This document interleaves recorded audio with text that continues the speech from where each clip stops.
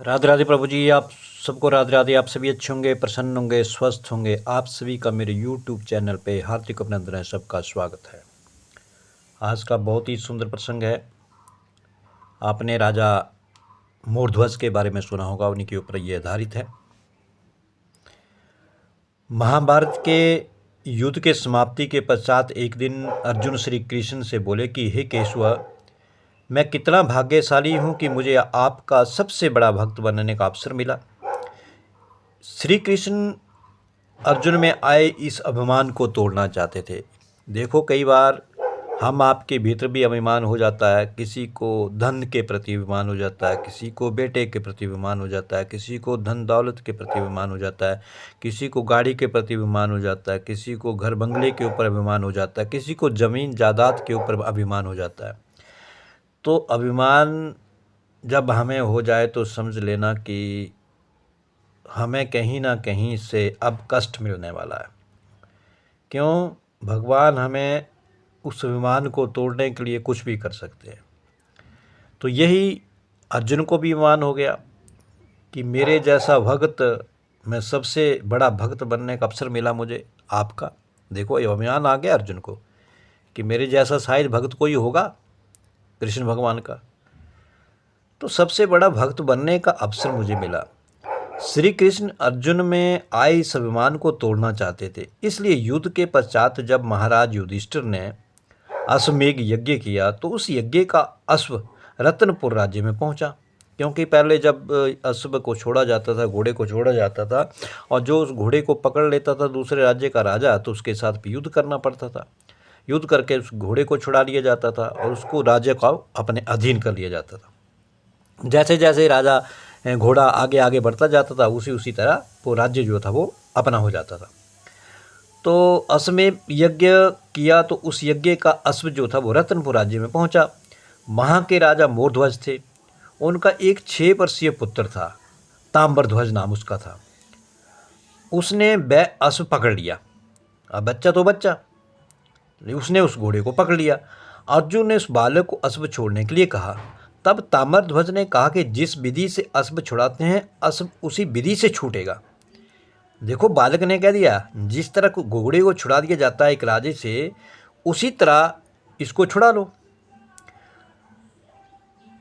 अश्व उसी विधि से छूटना है। अर्जुन ने ना चाहते हुए भी उस बालक की तरफ कुछ ऐसे बाण चलाए कि उसको चोट ना पहुंचे। अब अर्जुन तो सोचे कि बालक है, छोटा बालक है, 6 वर्ष का बालक है, इसके साथ क्या युद्ध करना, क्या लड़ाई करनी है। ये हमारे आपके भीतर भी हो जाता है। कोई बच्चा अगर कुछ बोल भी देता है छोटा सा, तो हम उसकी बात को जान के भी अनजान कर देते हैं, यानी कि उसकी तरफ से हम मुख मोड़ लेते हैं। लेकिन अगर बार बार फिर उसी एक ही बात को वो बच्चा कहे, बार उस बात को बार बार कहे, तो फिर कई बार फिर गुस्सा भी होना पड़ता है। उसको थोड़ी बहुत छोटी सी चपाती भी लगानी पड़ती है, चांटा भी मारना पड़ता है। अब अर्जुन भी वैसे ही करे, क्योंकि छोटा सा बालक है, क्या करें, बाण क्यों चलाएं। तो बाण जो था वो उस बालक को ना लगे कि इधर उधर से बाण होकर के निकल जाए, यानी कि बाण निकल जाए। बालक ने पहले ही बाण चला के अर्जुन का बाण काट दिया। अब जैसे ही चलाने को हुए अर्जुन जी, बाण छोड़ने को हुए, इससे पहले कि उस बालक ने, ताम्रध्वज ने बाण चला करके अर्जुन के बाण को काट दिया। अर्जुन को घोर आश्चर्य हुआ कि इतना सा बालक, छोटा सा बालक, और उसने मेरे बाण को काट दिया है। किंतु जब तक बाण बालक तक पहुंचता था तो बालक ने पहले ही बाण को काट देता था, अर्जुन के बाण को। अर्जुन को घोर आश्चर्य होगा, सोचने पर मजबूर हो गए।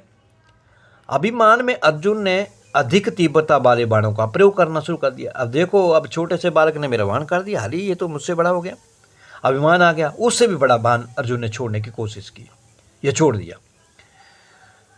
अब क्या हुआ, किंतु जैसे ही बड़े तीव्र गति वाला बाण छोड़ा अर्जुन ने, तो क्या किया, ताम्रध्वज पर उसका कोई प्रभाव नहीं पड़ा। उल्टा अपने बाणों से ताम्रध्वज ने अर्जुन को मूर्छित कर दिया। बालक ने ऐसा तीर छोड़ा कि अर्जुन था वो ही मूर्छित हो गया, बेहोश हो गया, और अश्व लेकर के वो बालक चला गया। अर्जुन को जब चेतना आई, जब वो बेहोशी से जागे, तो उनको घोर आश्चर्य हुआ कि एक बालक ने उनको परास्त कर दिया, एक बालक ने उनको हरा दिया। वे तुरंत श्री कृष्ण के पास गए और उनसे क्षमा प्रार्थना की कि हे प्रभु, कदाचित मेरे अभिमान को तोड़ने के लिए आपने यह लीला रची है, मैं क्षमा प्रार्थी हूँ। श्री कृष्ण ने कहा कि हे पार्थ, भक्ति शरणागति से आती है, जो मुझ में पूर्ण शरणागत है वही मेरा सबसे बड़ा भक्त है। अभी तुम्हारा पाठ पूर्ण नहीं हुआ है, मेरे साथ चलो। क्योंकि अभिमान हो गया था। अभिमान जो है, अभिमान से गति नहीं होती है, उससे मुक्ति नहीं मिलने वाली है। हृदय के भीतर प्रेम चाहिए, प्रभु के प्रति प्रेम चाहिए, तभी तो भक्ति होती है। ऐसे नहीं होती है, अहंकार से नहीं हो जाएगी, घमंड से भक्ति नहीं मिलती है। तो अब भगवान श्री कृष्ण ने अर्जुन से कहा चलो मेरे साथ। श्री कृष्ण अर्जुन के साथ साधु भेष में एक सिंह लेकर मोरध्वज के पास पहुंचे, शेर को लेकर के। उन्होंने साधु भेष बनाए दोनों ने, और एक सिंह को लेकर के, शेर को लेकर के मोरध्वज के पास पहुंच गए। अब राजा ने उनको प्रणाम किया कि कोई साधु आए हैं, बाबा आए हैं, ब्राह्मण आए हैं, और प्रार्थना की कि वह उनकी क्या सेवा करें। मोरध्वज ने उनसे कहा कि हम आपकी क्या सेवा करें ब्राह्मण देव। तो श्री कृष्ण ने कहा कि हे राजन, हमें कुछ नहीं चाहिए कि तुम हमारे सिंह को भूख लगी है, हमारे इस शेर को भूख लगी है। राजा बोले मैं अभी मांस मंगवा देता हूँ, क्योंकि शेर तो मांस खाएगा, भोजन तो वो दूसरा ग्रहण करेगा नहीं, अनाज तो वो खाएगा नहीं। तो राजा ने कहा ठीक है भगवान, मैं आपके लिए, मैं इस शेर के लिए मैं मांस का प्रबंध करवा देता हूँ, मांस अभी मंगवा देता हूँ। तो श्री कृष्ण ने कहा कि हे राजन, मेरा शेर जो है वो सिर्फ मनुष्य का मांस खाता है, ये दूसरे जानवरों का मांस नहीं खाता, ये केवल मनुष्य का ही मांस खाता है। इस पर राजा ने कहा कि मेरा स्वयं के अलावा किसी और के प्राणों पर अधिकार नहीं है। राजा ने बड़ी अच्छी बात कही, कहा कि मैं दूसरे मनुष्यों के प्राणों के ऊपर अपना हक जमाऊं, वो तो गलत बात है। तो हक तो मैं केवल अपने शरीर पे ही आजमा सकता हूं, तो क्यों ना मैं अपने ही शरीर को शेर के आगे परोस दूं। शेर मेरे देह को खा करके अपनी भूख मिटा लेगा। मैं स्वयं को आपके शेर के समक्ष प्रस्तुत करने के लिए तैयार हूँ महाराज। तो अर्जुन यह सुनकर के मन ही मन मोरध्वज को प्रणाम कर रहे थे। अरे इतना त्याग कि जो अपने शरीर को, अपने देह को भी शेर के आगे प्रस्तुत करने के लिए तैयार खड़ा है। श्री कृष्ण ने कहा किंतु मेरा शेर जो है वो सिर्फ छोटे बालकों का, बहुत मुलायम, बहुत ही कोमल मांस खाता है, छोटे बालकों का मांस खाता है। तो तुम्हारा पुत्र भी है, क्या उसको मेरे सिंह का भोजन बना करके प्रस्तुत कर सकते हो? अब देखो प्रभु जी, किसी का बालक हो 5-6 वर्ष का हो और उसको कोई आकर के ये कह दे इस बालक को हमें दे दे, मारने की बात तो छोड़ो, इतना ही कह दे कि इस बालक को आप हमें दे दो, ये बालक हम रखेंगे, ये बेटा हम रखेंगे, तब भी कोई बाप या मां नहीं दे पाएगी। लेकिन इतनी बड़ी बात कहना उस कृष्ण बने साधु ने कि मेरा शेर जो है बहुत ही कोमल, बहुत ही मुलायम मांस खाता है, तो इसलिए इसके लिए एक बालक का प्रबंध कर दिया जाए, छोटे बच्चे का प्रबंध किया जाए, वही मांस खाएगा। और हे राजन, आपके पास तो आपका पुत्र है, तो क्यों ना आप अपने पुत्र को इस शेर के आगे परोस दो, तो मेरा शेर उस बालक का मांस खा करके भूतृप्त हो जाएगा। जब इतनी बात श्री कृष्ण भगवान ने कही तो लेकिन अर्जुन को इस बात को सुन करके बड़ा आघात लगा, धक्का सा लगा। लेकिन मोरध्वज बोले प्रभु जैसी आपकी आज्ञा, ब्राह्मण आए हैं, साधु आए, साधु का आदर करना, उनका सम्मान करना, ये तो मेरा फर्ज है। तो आघात किसको लगा? आघात अर्जुन को लगा, लेकिन मोरध्वज को नहीं। मोरध्वज ने तो कह दिया प्रभु जैसी आपकी मर्जी, जैसी आपकी आज्ञा। श्री कृष्ण ने फिर एक शर्त रखी। अब एक शर्त और रख दी श्री कृष्ण ने राजा के आगे, कहा कि अपने पुत्र को तुम और तुम्हारी पत्नी आरी से बीच से काट करके मेरे शेर के आगे परोसोगे। हद हो गई। अर्जुन ये सारी बातें कृष्ण भगवान की सुन रहे हैं, और उधर इस बात को सुन करके कि राजा मोरध्वज के ऊपर इसका क्या प्रभाव पड़ता है, इस बात को सुन करके क्या वो दिखाने की कोशिश करते हैं। अर्जुन ये सब देखें, कौन होगा जो ऐसा, हाँ यहाँ तक बात मान गई कि कोई आपके बेटे को बेटी को मांग ले। मान लो आपने बड़ा दिल रख करके, दिल के ऊपर पत्थर रख करके आपने अपने बेटे को सौंप दिया, बेटी को सौंप दिया, ठीक है मैं दे देता हूँ, आपकी बेटी मेरी बेटी आपकी बेटी रही, आप मेरा बेटा आपका बेटा, ये भी बात मान जाते हैं। लेकिन उसके बाद अगली बात ये है कि केवल मेरा शेर मांस खाएगा बालक का, अब वो भी दूसरे के बालक का मांस नहीं खाएगा। जो आपका बेटा है उस बेटे का मांस खाएगा, कोमल मांस खाएगा, मुलायम मांस खाएगा। चलो यहाँ तक ये भी बात मान ली अपने हृदय के ऊपर पत्थर रख करके राजा ने, ठीक है प्रभु की जैसी मर्जी वैसा, कि मैं दे दूंगा परोस दूंगा, कोई बात नहीं। लेकिन आगे उसके बाद और ऊपर एक बात और साधु कह दे कि बेटे का मांस तो वो खाएगा, आप ही के बेटे का ही मांस खाएगा, लेकिन वो ऐसे नहीं खाएगा कि उसके आगे शेर के आगे बालक को खड़ा कर दिया और शेर ने बालक को खा लिया, खुद खा लिया, वो नहीं होगा। अब वो साधु बने कृष्ण ने कहा, इतनी परीक्षा के ऊपर परीक्षा ले रहे हैं भगवान, देखो अर्जुन को दिखाने के लिए कहा कि आप और आपकी पत्नी अर्धांगिनी यानी कि बेटे के माता पिता, आप दोनों अपने बच्चे को आरी से 2 हिस्सों में काटोगे और काटने के उपरांत फिर अपने बच्चे को मेरे शेर के आगे उसका भोजन परोसोगे। अब क्या किया जाए कि तुम्हारी पत्नी और आप उसको बीच में से काटोगे आरे से, फिर सिंह को दोगे, शेर को दोगे, और दोनों की आंखों से एक आंसू नहीं आना चाहिए। साथ में ये भी कह दिया कि जब आप अपने बच्चे को आरी से काटोगे आपके आंखों में एक भी आंसू नहीं आना चाहिए। अगर एक भी आंसू आ गया तो जो बेटा आपका आधा कटा होगा, पूरा कटा होगा, वो वैसे का वैसे ही रहेगा, मेरा शेर उस मांस को नहीं खाएगा। अब इतनी बात भगवान श्री कृष्ण बने साधु ने कही कि आँख में एक आंसू नहीं आना चाहिए। पति पत्नी दोनों ने पुत्र से पूछा, पुत्र बोला, हे पिताश्री आपकी आज्ञा मेरे लिए सर्वोपरि है, जो आप कह देंगे वो मैं मानने के लिए तैयार हूँ। ये है मोर ध्वज का वो बेटा, वो पुत्र, वो ताम्र ध्वज आज की औलाद भी है। ये मोर ध्वज का पुत्र ताम्र ध्वज आज अपने शरीर को कटवाने के लिए तैयार खड़ा बैठा है, वो शेर के आगे उसका भोजन बनने के लिए तैयार खड़ा बैठा है। लेकिन आज हमारे इधर कलयुग के भीतर ऐसे भी औलादें हैं, अरे वो तो बात छोड़ो, वो पिछले समय की बातें होंगी। आज अपने माता पिता की एक छोटी सी बात मानने के लिए भी हमारे बच्चे उनका कहना नहीं मानते। यहाँ से शिक्षा लेनी चाहिए। माता पिता के लिए अगर प्राण भी देने पड़ जाएं तो वो भी कम है। माता पिता खुश रहिए, माता पिता की आज्ञा का पालन करना यह औलाद का फर्ज बनता है। यहाँ पर वो ताम्रध्वज कहता है, पिताजी जो आप आज्ञा देंगे मैं वैसा ही करने के लिए तैयार हूँ। अब क्या हुआ, और उधर बेटे ने जब इतनी बात कही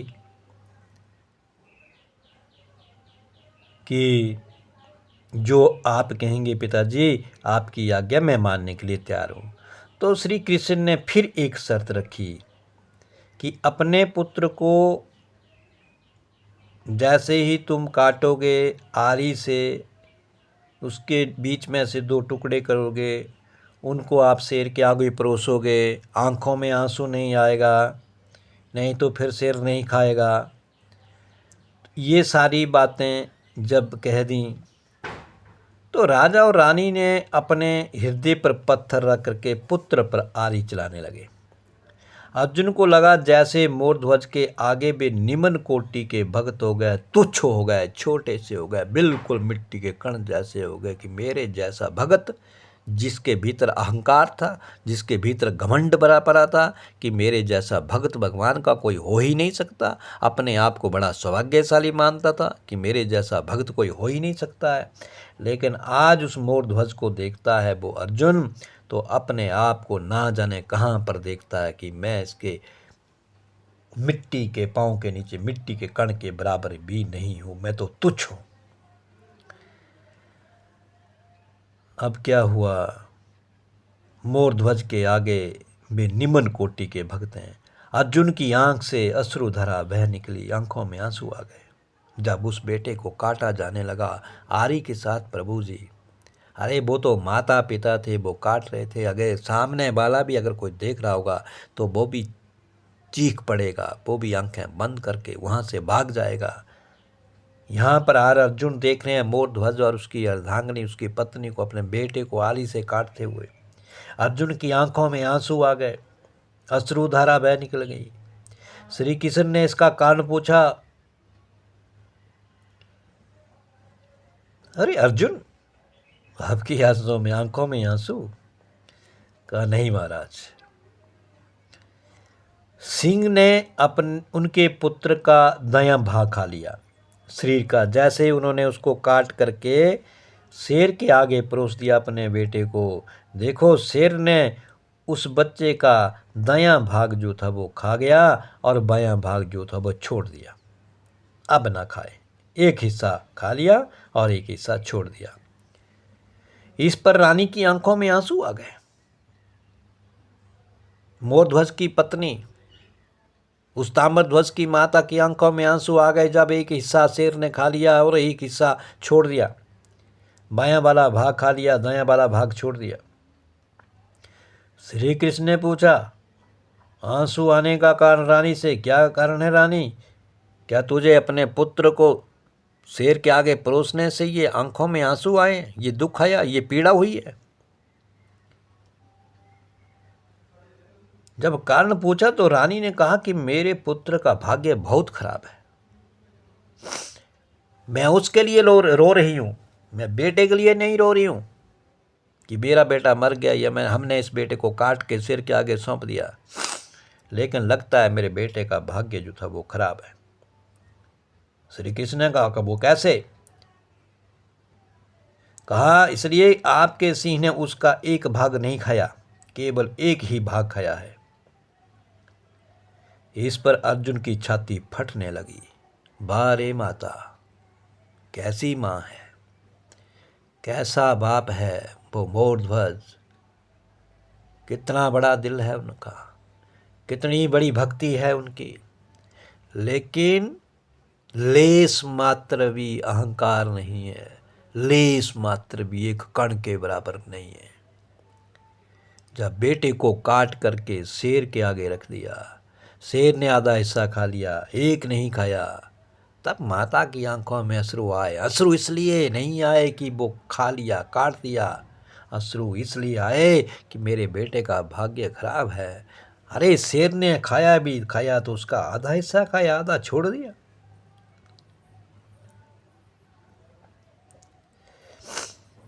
अर्जुन की छाती फटने लगी इस बात को सुन करके। वे समझ गए पूर्ण शरणागति किसे कहते हैं।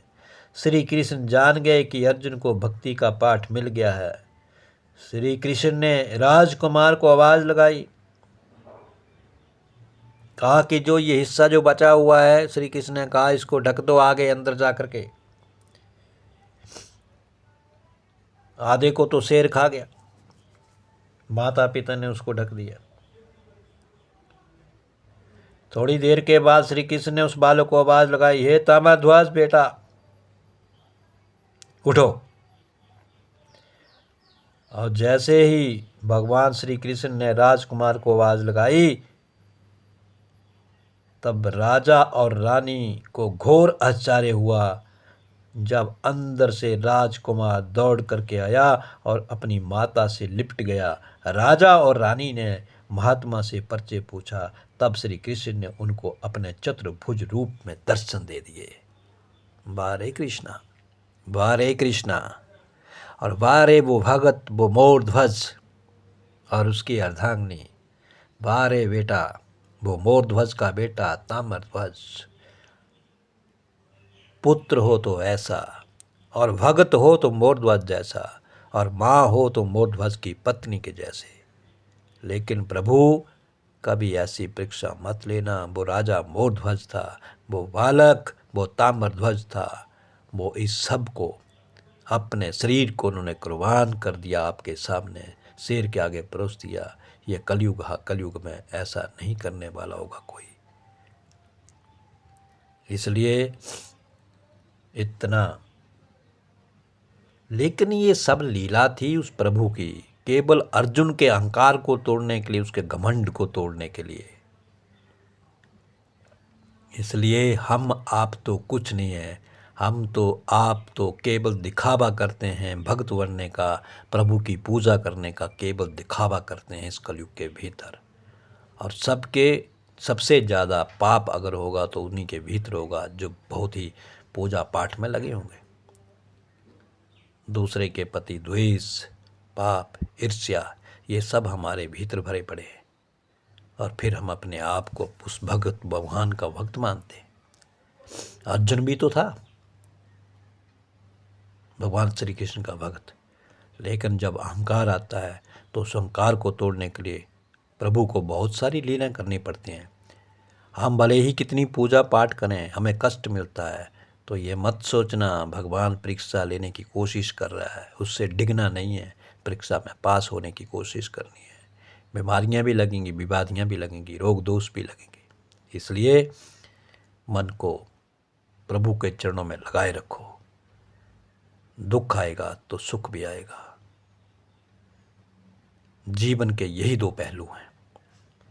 तो ये प्रसंग मोरध्वज का आपको कैसा लगा, अवश्य इसको लाइक करें और मेरे चैनल को सब्सक्राइब करें। सबको राधे राधे।